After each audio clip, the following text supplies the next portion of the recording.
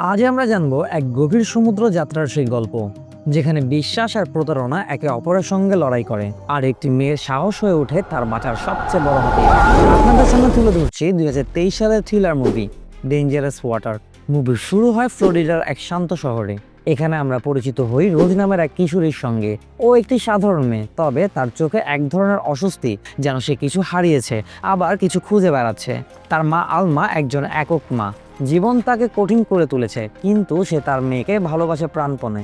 আলমার জীবনে আসে একজন নতুন পুরুষ, ডেরেক। একদম প্রথমে তিনি ভদ্র, রুচিসম্পন্ন, সুশ্রী, যেন নিখুঁত একজন প্রেমিক। ডেরেক আলমা ও রোজকে নিয়ে একটি সমুদ্র সফরের পরিকল্পনা করে, বারমুডা যাত্রা।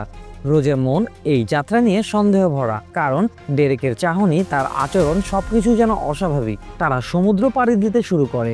ক্যামেরা ধীরে ধীরে আমাদের নিয়ে যায় এক খোলামেলা নীল আকাশ আর গভীর সমুদ্রের দিকে। এই যাত্রা শুধু জলের নয়, বরং এক ভয়ঙ্কর ভবিষ্যতের সূচনা।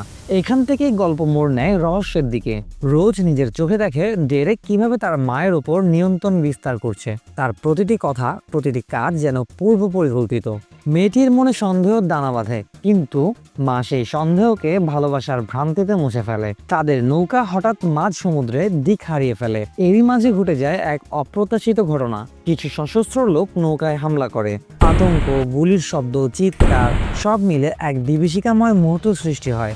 আক্রমণের পরের দৃশ্যগুলো অন্ধকারাচ্ছন্ন, আবছা আলো আর হঠাৎ হঠাৎ ভেসে আসা সমুদ্রের গর্জন। রোজ জ্ঞান ফেরার পর আবিষ্কার করে সে একটি ছোট রুমে বন্দি, সম্ভবত নৌকারই একটি ক্যাবিনে। ডেরেক তাকে বলে, সব ঠিক আছে, আমরা নিরাপদে আছি।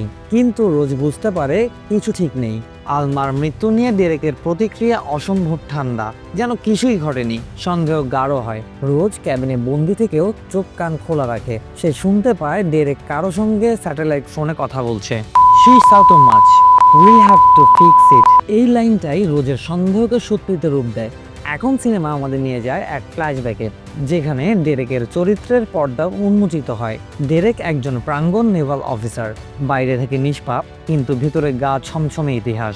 একসময় সে জড়িয়ে পড়ে অবৈধ অস্ত্র চোরাচালান এবং কিছু আন্তর্জাতিক অপরাধী সংগঠনের সঙ্গে যোগাযোগ গড়ে তোলে। সে একবার ধরা পড়ে, কিন্তু কিছু উচ্চপদস্থ সহযোগীদের সহায়তায় মুক্তি পেয়ে যায়।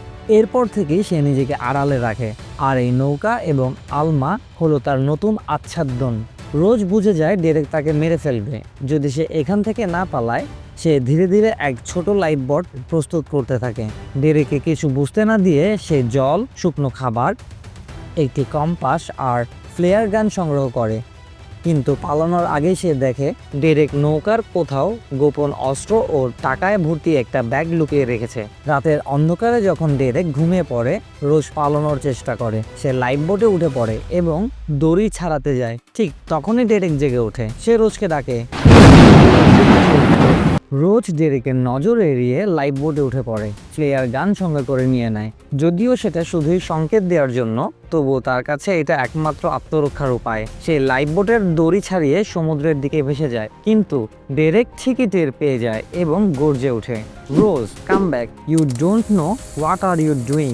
তবে এইবার রোজ থেমে যায় না। ডেরেক গুলি ছোড়ে, কিন্তু অন্ধকার আর ঢেউর শব্দে তার নিশানা মিস হয়। রোজ অন্ধকারে মিলিয়ে যায়। লাইফ বোটে রোজ একা, গভীর সমুদ্র, চারিদিকে কেবল পানি আর পানি। খাবার অল্প, পানি আরও কম। সূর্য উঠে, সূর্য ডোবে, কোনো দিকে সাহায্যের চিহ্ন নেই। এখানে সিনেমা আমাদের নিয়ে যায় এক দারুণ মনস্তাত্ত্বিক স্তরে। রোজের ভয়, শারীরিক দুর্বলতা, মায়ের স্মৃতি আর ডেরেকের দানবীয় মুখ মিলেমিশে তৈরি করে এক রুদ্ধশ্বাস আবহাওয়া। সে মাঝে মাঝে কল্পনা করে যে তার মা তার পাশে বসে আছে, সাহস দিচ্ছে, তুই পারবি রোজ, তোকে বাঁচতে হবে। তৃতীয় দিনের মাথায় রোজ দূরে একটি ক্ষুদ্র দ্বীপ দেখতে পায়। ঝড়ো আবহাওয়ার মধ্য দিয়ে বহু কষ্টে সে দ্বীপটিতে পৌঁছায়। দ্বীপটি নির্জন, তবে সেখানে কিছু পরিত্যক্ত কাঠের ঘর, পুড়ে যাওয়া ক্যাম্প ফায়ার আর কয়েকটি খালি পানির বোতল দেখে বোঝা যায় কেউ না কেউ এখানে আগে ছিল। রোজ সেই জায়গায় বিশ্রাম নেয়, খাবার খোঁজে, এবং হঠাৎ সে আবিষ্কার করে একটি ছোট ব্যাগ, যার ভেতরে আছে স্যাটেলাইট ফোন, কিন্তু সেটির ব্যাটারি শেষ। রোজ ভাবে সে নিরাপদ, কিন্তু সিনেমা এখানে এক মারাত্মক মোড় নেয়। ডেরেক একটি স্পিডবোটে দ্বীপের কাছে এসে পড়ে। সে জানে রোজ এখানেই আছে, কারণ সে লাইফ বোটের গতিপথ অনুসরণ করছে। তার হাতে বন্দুক। এবার তার একটাই উদ্দেশ্য, রোজকে মেরে ফেলতে হবে, কারণ সে সব জেনে ফেলেছে। রোজ পাহাড়ের উপর দাঁড়িয়ে দেখে ডেরেককে দ্বীপে নামতে। তার শ্বাস বন্ধ হয়ে আসে। সে নিজেকে লুকাতে চায়, কিন্তু খুব বেশি সময় নেই। এই দ্বীপেই হবে চূড়ান্ত লড়াই, বাঁচা না মরার। রোজ দ্রুত পাহাড়ের গা বেয়ে ঘন জঙ্গলের দিকে পালিয়ে যায়। সে জানে ডেরেককে হারাতে হলে সরাসরি সংঘর্ষ নয়, বুদ্ধিমত্তা দরকার। রোজ ছোট ছোট পাথর ছুঁড়ে শব্দ সৃষ্টি করে, যেন ডেরেক ভুল পথে এগিয়ে যায়। ডেরেক সশস্ত্র, প্রশিক্ষিত, কিন্তু রোজ এক নির্ভীক এবং এখন তার হারানোর কিছু নেই। রোজ একটি পরিত্যক্ত কুয়ো খুঁজে পায়, যেখানে সে অস্থায়ীভাবে লুকায় এবং পরিকল্পনা করতে থাকে। দ্বীপের চারপাশে ডেরেক যখন খুঁজে বেড়ায়, রোজ ছোট ছোট ফাঁদ তৈরি করে। এক গাছের ডালে দড়ি পেঁচিয়ে ফাঁদ তৈরি করে, আগুন জ্বালিয়ে ধোঁয়া সৃষ্টি করে বিভ্রান্তি ছড়ায়, আর স্যাটেলাইট ফোনের ব্যাটারির অংশ ব্যবহার করে এক ধরনের সিগন্যাল ইম্প্রোভাইজ করে। সে জানে কেউ যদি কাছাকাছি থাকে, এই সিগন্যাল ক্যাচ করতে পারবে। অবশেষে ডেরেক ও রোজ সামনাসামনি হয়। ডেরেক বলে, you're just a kid Rose, you can't survive this. Rose উত্তর দেয়, you kill my mom, I don't care if I survive, as long as you go down with me. এই সংলাপটি পুরো মুভির একটি শক্তিশালী মুহূর্ত। রোজ আর সে কিশোরী মেয়ে নেই, সে এখন এক যোদ্ধা।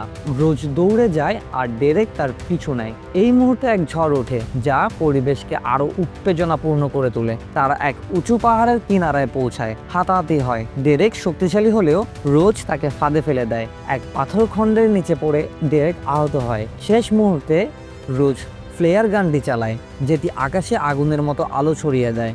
রোজ পাহাড়ের কিনারায় দাঁড়িয়ে থাকে, রক্তাক্ত, ক্লান্ত। দূরে হেলিকপ্টারের আওয়াজ শোনা যায়। এই বুঝি সাহায্য আসলো। ডেরেক রক্তাক্ত অবস্থায় হামাগুড়ি দিয়ে রোজের দিকে এগিয়ে আসে। তার মুখে তখনও সেই হিংস্রতা, সেই দানবীয় অভিপ্রায়।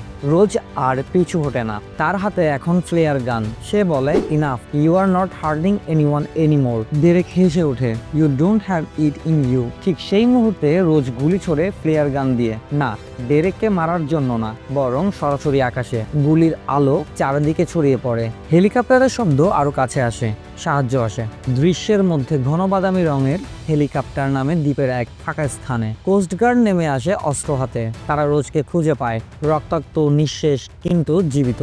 ডেরেককে ধরে ফেলে আহত অবস্থায়। কোস্টগার্ড অফিসার রোজকে জিজ্ঞেস করে, হোয়াট হ্যাপেন হিয়ার? রোজ চোখ বন্ধ করে বলে, এভরিথিং, বাট ইটস ওভার নাও। পরবর্তী দৃশ্যগুলোতে আমরা দেখি রোজ হাসপাতালে। সে এখন বেঁচে আছে, নিরাপদে। পুলিশ জিজ্ঞাসাবাদ করে, তদন্ত চালায়। ডেরেকের অতীত ফাঁস হয়। আন্তর্জাতিক অপরাধী চক্র, অস্ত্র পাচার, হত্যা, সবকিছু ধরা পড়ে। রোজের সাক্ষ্যের ভিত্তিতে ডেরেককে যাবজ্জীবন কারাদণ্ডে দণ্ডিত করা হয়।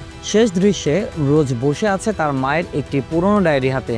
সেই ডায়েরির একটি পাতায় পড়ে, সাহস মানে ভয় না পাওয়া নয়, সাহস মানে সেই ভয়ের মুখোমুখি দাঁড়ানো। তার চোখে জল, কিন্তু এবার সেটা দুঃখের নয়, গর্বের। একটি কিশোরী একাকী সাহস আর বিশ্বাসের উপর ভর করে জয় করেছে এক দানবকে। ডেঞ্জারাস ওয়াটার আমাদের শিখিয়েছে, কখনো কখনো সবচেয়ে বড় যোদ্ধারা আসে সবচেয়ে নীরব মানুষদের ভেতর থেকে। ধন্যবাদ বন্ধুরা, কেমন লেগেছে অবশ্যই কমেন্টে জানাবেন, আর আপনার বন্ধুদের সাথে শেয়ার করতে ভুলবেন না। আবার দেখা হবে পরবর্তী কোনো ভিডিওতে। এই পর্যন্ত সুস্থ থাকুন, ভালো থাকুন, বাই।